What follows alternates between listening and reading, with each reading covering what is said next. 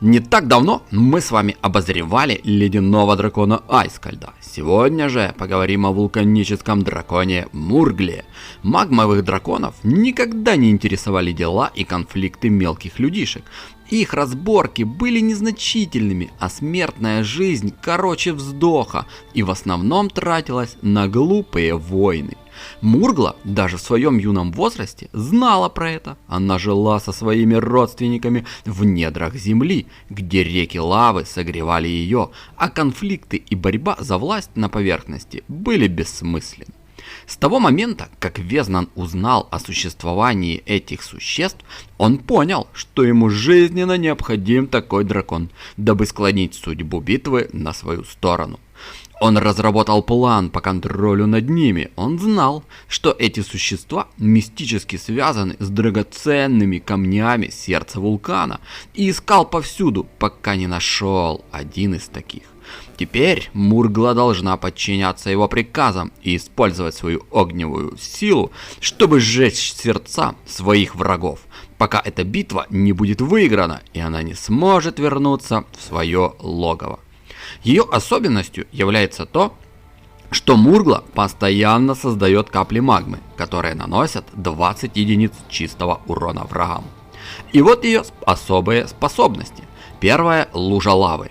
После каждой атаки герой оставляет лужу магмы, которая наносит 30 единиц чистого урона на 10 уровне прокачки каждую секунду любому врагу, который через нее пройдет.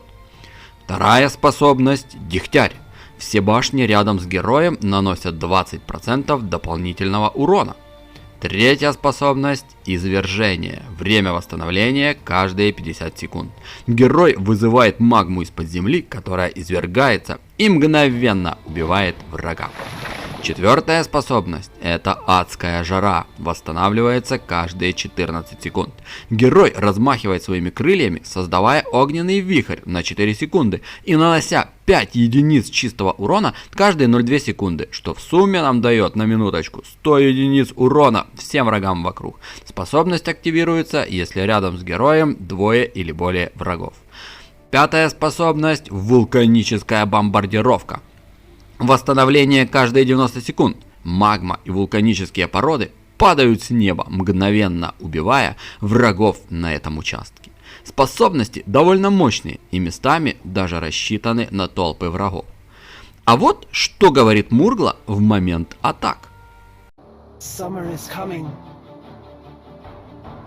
I'm Lord of the Flame. Krakatoa. Catch my fire.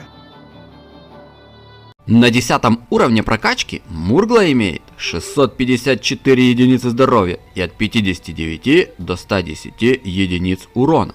А теперь давайте посмотрим, на что она способна в одиночном бою.